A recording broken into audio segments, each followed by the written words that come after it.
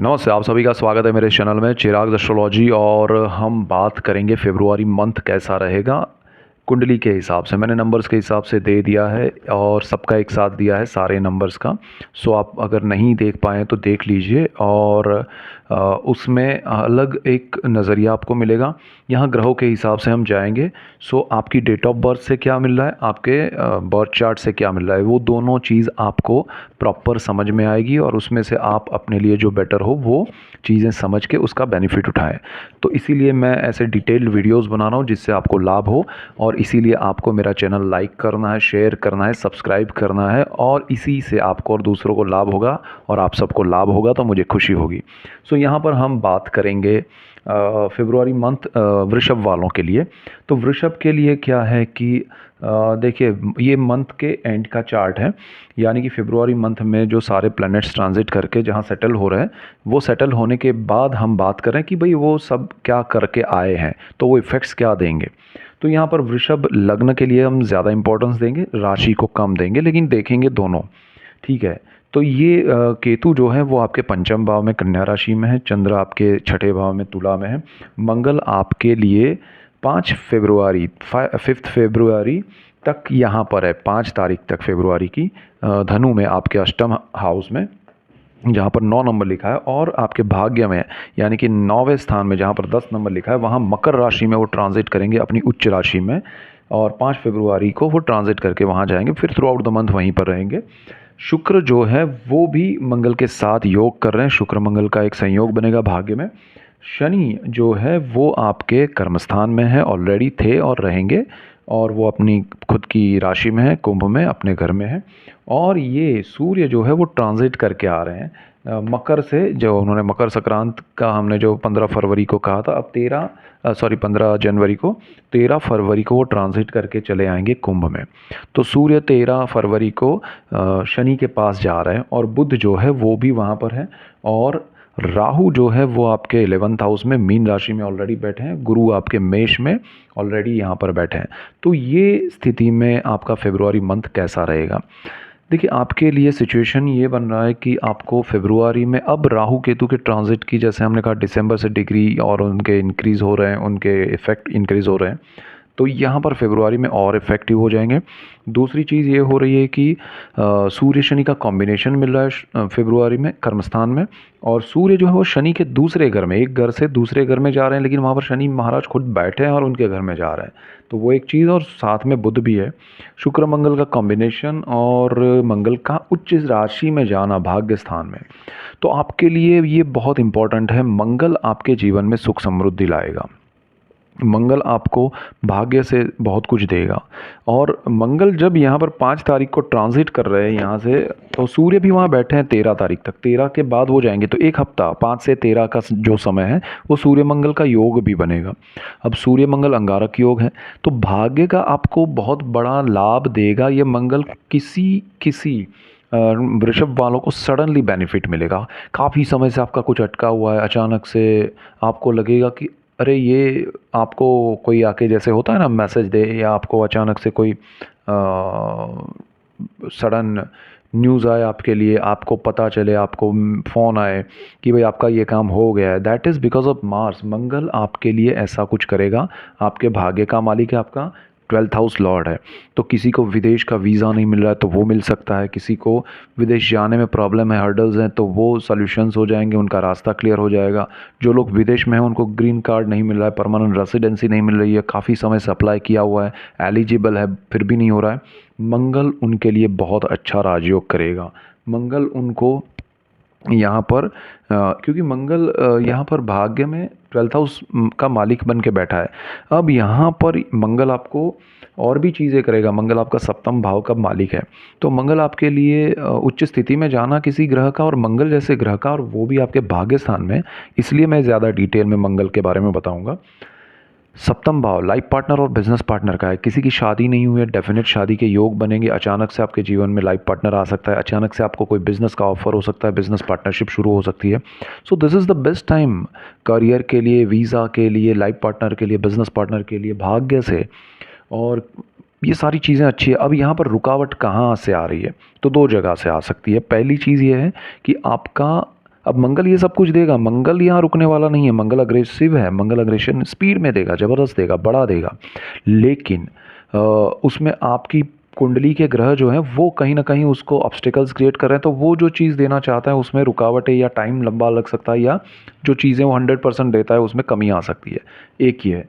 दूसरा, यहाँ जैसे ही मंगल मकर में जाएगा तो मकर जो है वो गुरु की नीच राशि है, और जब कोई प्लैनेट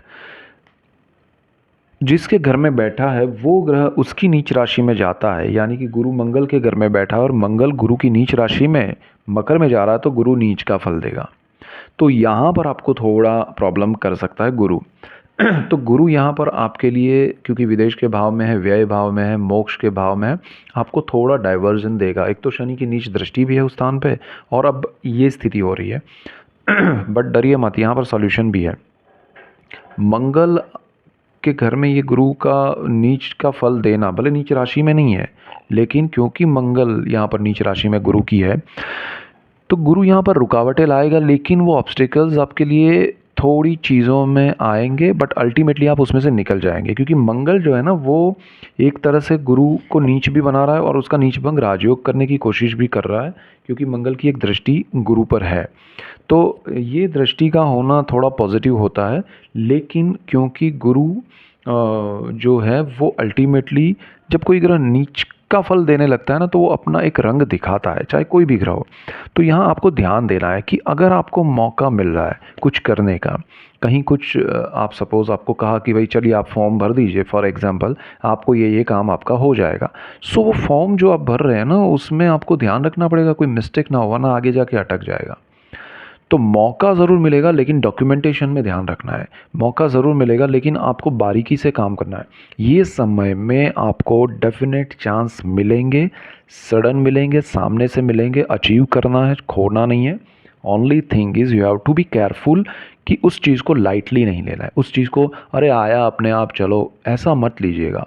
ये गोल्डन अपॉर्चुनिटी बन सकती है आपके लिए लाइफ टाइम की, और उसको सीरियस वे में सक्सेस उसका उठाइएगा, लाभ उठाइएगा, उसको अचीव कीजिएगा, तो बेस्ट है। अब दूसरी चीज़ यहाँ पर एक करेंगे बात कि सूर्य मंगल का अंगारक योग यहाँ जो बनेगा वो आपको थोड़ा ज़्यादा अग्रेसिव वे में, इसलिए मैं कह रहा हूँ कि ध्यान से कीजिएगा चीज़ों को, हड़बड़ाहट में, जल्दबाजी में या किसी भी तरह से कर लिया, या जो मौका मिला है उसको टेकन फॉर ग्रांटेड ले लिया, अरे ठीक है, फिर जब समय आएगा आपको लगेगा यार मैंने बहुत बड़ी गलती कर दी, तो वो चीज़ ना हो, उसका ध्यान रखिएगा। और यहाँ पर सूर्य शनि का कॉम्बिनेशन बन रहा है, सूर्य मंगल के बाद जब 13 फरवरी को शनि के पास सूर्य जा रहे हैं, तो ये कॉम्बिनेशन भी आपके कर्मस्थान में हो रहा है। सूर्य अपने घर को देख रहा है, शनि उसको देख रहा है, शनि के घर में सूर्य है, शनि भी अपने घर में। ये जो कॉम्बिनेशन हो रहा है 4th house and 10th house का, ये बहुत इंपॉर्टेंट है।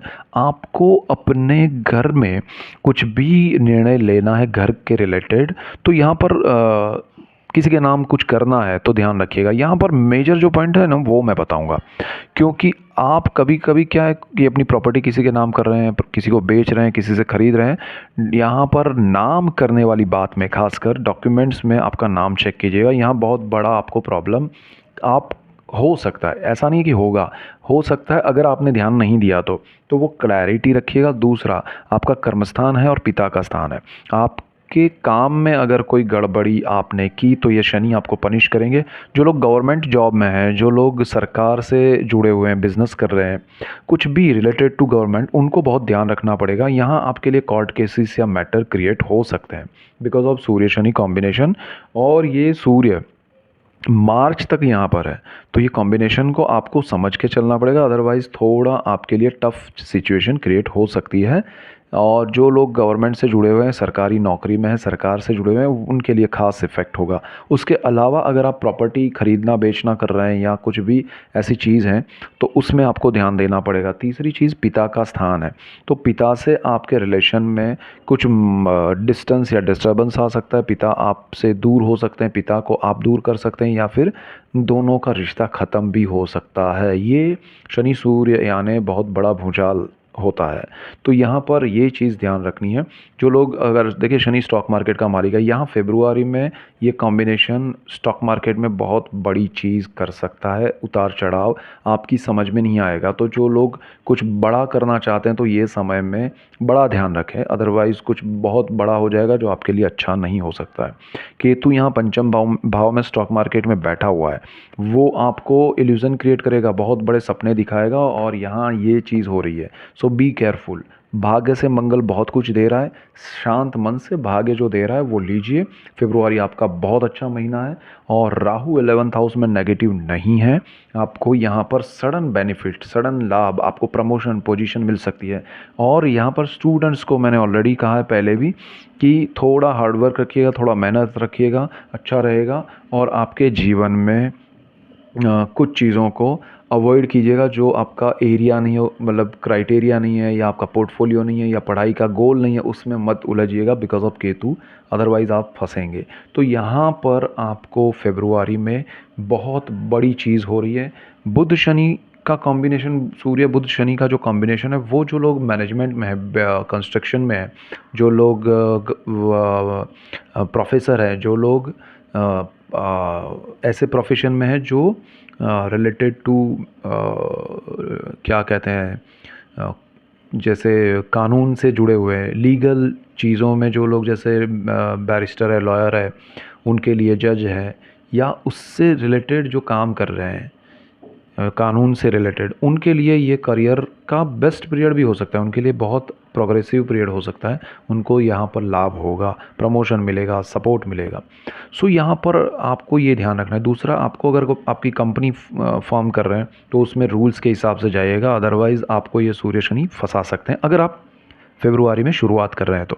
सो यहाँ मंगल का और गुरु का लाभ है, राहु का लाभ है, तो उसका लाभ उठाने के लिए फोकस में चीज़ों को रखिए। बाकी जो चीज़ों में आपका मन करे कि इसमें से मैं जल्दी से कुछ पा लूँ, तो उसको ज़रा अवॉइड कीजिएगा, उसमें घुसिए मत। सूर्य यहाँ से निकल जाए, फेब्रुआरी से मार्च तक रहेगा, तो मार्च के मिड तक आपको सूर्य के जाने तक बड़ा निर्णय नहीं लेना है रिलेटेड टू करियर, पेरेंट्स, मतलब फादर, इवन पेरेंट्स, दोनों स्थान को, और आपके जॉब में। ठीक है। सो ये मेजर पॉइंट्स है। That's it for today. Keep watching Chirag's astrology. Thank you for watching. God bless you and goodbye. Thank you.